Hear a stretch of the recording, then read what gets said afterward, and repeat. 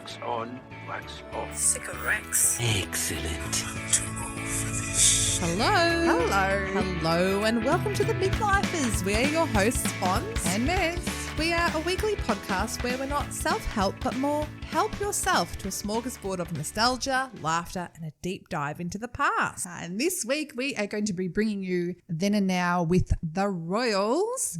We're going to be having a rant or a rave about a very popular and in kitchen product. Yes. And our Who Did a Better battle is a current battle of the radio versus podcast. Ooh, this sounds good. So let's jump in. Yeah. Okay, Miz, so it's time to have one foot in the past and one foot in present. So today's Then and Now is going to be about the Royals. Yes. Now, when you think of Royals, who do you think about? Of then? Then 100% Charles and Diana. And I still have trouble saying King Charles. It's still Prince Charles to me. Yeah. But 100% they ruled the magazine covers growing up. It was all about them. But yeah, just the whole fanfare about everything that they did. Yeah. Especially Princess Diana. I know. As well. It was brutal. Yeah, but even for me, like I think of Fergie and her toes getting stuck. Yeah, I had that on the list. The Fergie always- toe sucking. It's like the picture is ingrained in my core memory. Yeah, yeah. Good for her for living her best life, but The toes would have been clean. She just came out of the pool, so a bit chlorine-y. Chemically. a bit bleachy. So yes, they are clean. Clean. Yes, queen. But yeah, I was thinking about the 80s and, as I said, with Diana and Fergie, and it's just the whole paparazzi thing, which eventually, led to what happened in her demise. But I remember just in the 80s being at the supermarkets, waiting to do the grocery shopping. My mum would pick up New Idea, Woman's Weekly, Woman's Day, guaranteed to be her or Fergie, and half the time they're making fun of them. They put on too much weight. But then I don't know, because I was thinking, okay, that time was when paparazzi sort of ruled and, the glossy mags and all that sort of stuff. And it was almost sort of okay at the time of what was accepted, of what lengths the paparazzi could go to. And I don't know, do you remember Tampon Gate? Oh, yes. remember this? Oh, they tapped into Charles and Camilla's phone. Yes. They actually had a dedicated hotline so people could call up to listen to the voice audio. Like that's how desperate people were to get more information about Would you this think sort of it's thing. desperate, or do you think it's so nosy Yes. and people just... It is that I know it is that thing of nosiness, but has that changed? No, It hasn't changed no. at all. That's It's just why it's reality. morphed. That's why reality TV is so big now. We've got Instagram where we tap into celebrity lives. It's like where everyone's a paparazzi now. Yeah. But then you just look at, Princess Kate and what happened recently with her, being out of public eye because of her health issues. And of course, wasn't everyone, enough. everyone just wants to know everything. So it's like if you're in the public eye, that you're open fodder. Especially, if you're a royal in the public eye, you are definitely open fodder. Which brings us to Harry and Meghan. And I can see why you'd want to get out of it. Yes. Yes. And especially I spent Meghan being an American coming into this whole British institution. Yeah, I understand that. That would be hard. So I can get the whole wanting to get out of it. Because I can understand she's a woman in her own right. She's been independent all her life. And then you marry into a family where you've got protocols and rules, and it would be hard if... Oh, totally. But also, again, it's the media, the magazines going Kate versus Meghan. Kate is the model. She's the Model princess? The model princess. Yeah. She's, next in line. And then there's Meghan. She's the evil one. She's the villain in this story. Oh, yeah. They definitely did take sides and paint them in different ways. Yeah. But- and so it hasn't really changed. No, it's just morphed into something else. It's more from the paparazzi doing their thing to us all. It's the same thing that drives it, the curiosity of wanting to know all the dirty little secrets. But then I think now with myself, I was happy to give Kate her privacy. But then, my mind did wonder, oh, yeah. What's going on? Has she gotten a facelift? So what you're thinking? Something else. I was like, poor love. She's actually really sick. I know. I But didn't know the those mind things. wanders, doesn't yeah, it? it does. But then I think there's a point that you can go, I wonder, but I will let it Correct. rest, Correct. Well, I've got other things going on in my life. Yes. I have I'm too busy. own life to worry about.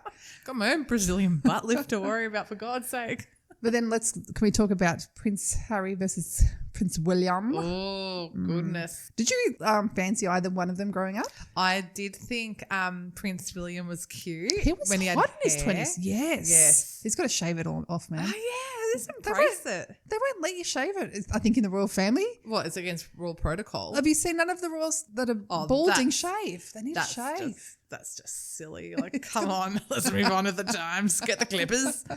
But then, even in my 20s and my 30s, I found Harry quite cute. I liked the bit of a naughty side to him. And he's quite handsome. yeah. And I do like he always had that sort of bit of playful side compared to William. But, my God, airing out your dirty laundry in the public. I know. That turned me off him a That bit. turned me off too. It's like, if you want privacy, stay private. Yeah. Don't go on Oprah. Don't go on a press tour for spare.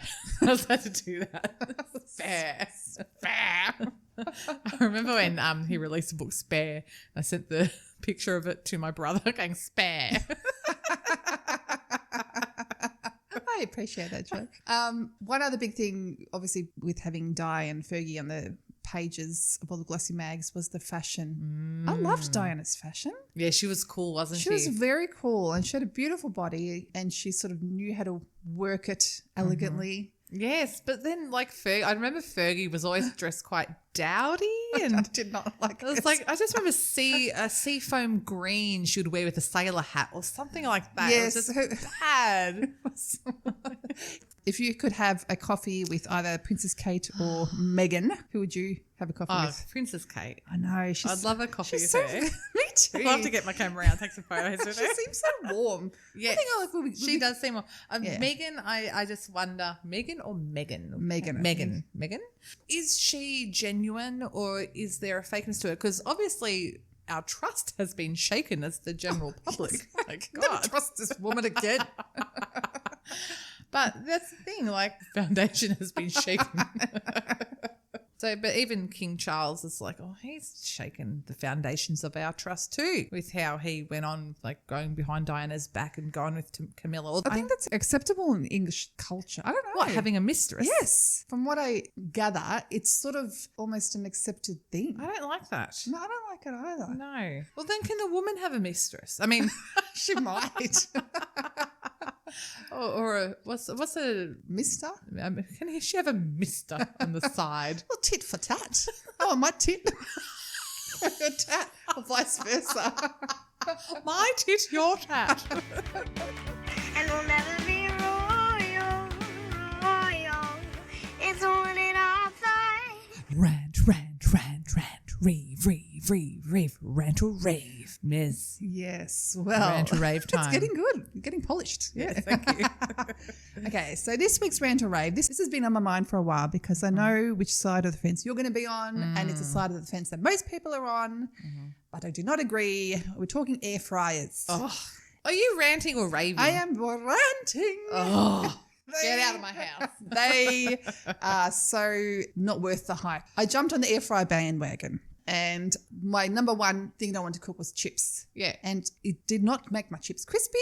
Doesn't cut the mustard. Does not cut the mustard. It takes up too much bench space. If you're going to promise me crispy chips, better body deliver.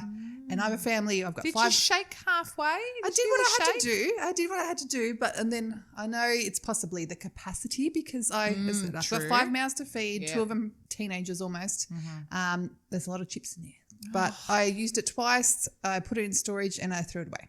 You're killing my heart, Miz, because I absolutely love my air fryer. And I think I love it more for the speed and efficiency of cooking. So, okay, I have a very small kitchen and it heats up so fast. And we put the oven on, it's like putting a heater on, especially in summer. Okay. So I didn't think of this aspect. Yeah, so I bought the air fryer because I didn't want my kitchen heating up and making it unbearable in here. So I like it because I don't have to turn my whole big ass oven on for a tray of stuff. Now, I've got 2 young kids. I've got less kids than you. I make a variety of things in the air fryer. I love heating up my croissants in the air fryer. That's 1 minute, all done. Oven does the same thing, sure. Yeah, but then you got to heat up the oven for how long? Whereas, the air fryer, it's like a 3-minute heat up if you want to do it really properly. 1 minute, done. You But don't you, like, because you have limited bench space. I'm just having a look now because we're recording you. Yeah. Right Well, let's next to have a you. look at the Just- kitchen. Let's turn our heads and have a look.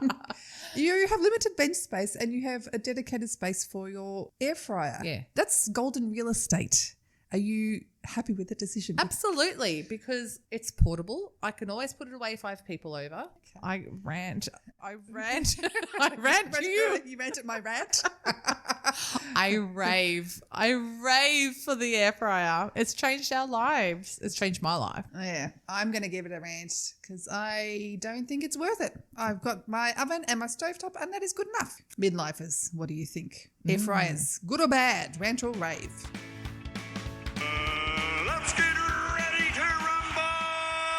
Ooh, yeah, it's ready to rumble. Welcome back to Who Did It Better Battle. This week's edition is radio versus podcast. Who does it better? Yes, this is interesting because this is currently, the thing, and especially us starting a podcast. Yes, us starting our podcast, but also being Melburnians, with radio being like quite relevant at the moment for us. How so? Well, we just had Kyle and Jackie O move over to Melbourne to host their radio show. Now, they got a big pay packet for this. Huge. Very big. Do you know how big that pay packet was? Nah. It's $10 million each a year for 10 years. It's $100 million each. $100 million for talking shit on the $100 radio. million. Far out. Far out. I'd do Yes. that. I'll do it for one. Anyone for that's $10. listening, I'll do it for a pack of caramel. Come on. Wow. Yeah, so it 10 is million. huge. You know what? Kudos to Jackie O as well, like for being a female in the media. That's amazing. Yeah. It's so good. And having to put up with him. Well, Yeah, don't it's hear not that my from podcasters, do you? No, you're my Kyle. You're Kyle. I'm Jackie O, so you're not. you're Kyle.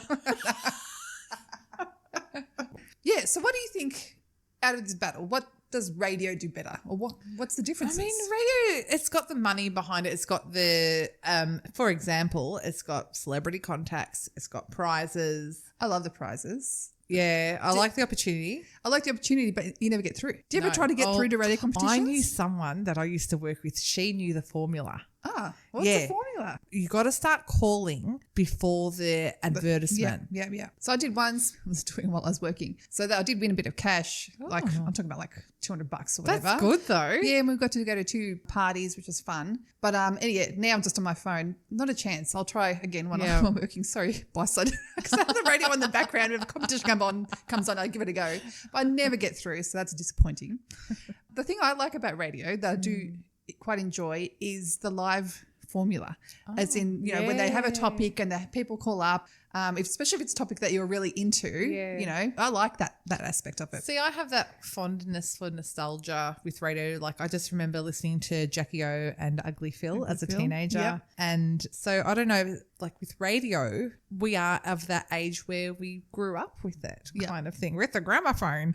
But, we grew up with it, and that's why we lend ourselves to radio. Whereas now, do the young folk listen to radio, or are they more podcasts now? Obviously, with podcasts, my God, it is like a library of whatever you want to listen to, Yes. whenever you want to listen to, wherever. Whatever your niche is, you can Yes. just find something for yourself. Do you remember growing up as well, like talking about the niches and podcasts having whatever? Like growing up, like if you wanted to listen to something a bit naughty, was Dr. Feel Good on a Sunday night. Oh my God, now- the content. Oh my God, how embarrassing. Yeah. Like, because I just remember driving home from a function and be on my parents' radio in the back seat, like cringing. Even now, I can't even open my eyes and look at you. I'm like, oh, podcasts now. This is what I like about podcasts. Less ads. 2 commercials at max. Radio, you'll have 5 minutes of talking, ad, news, ad. So you think for an hour of listening, you probably only get 25 minutes of content. So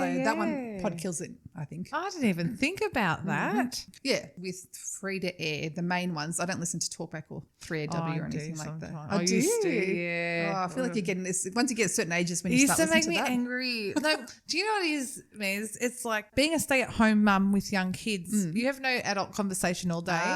So I okay. put on, for some reason, I just craved talking. So I put Talkback Radio on with Neil Mitchell back in the day. And it was just like that adult conversation that I needed to hear. I get But that. then on top of that, it used to make me angry.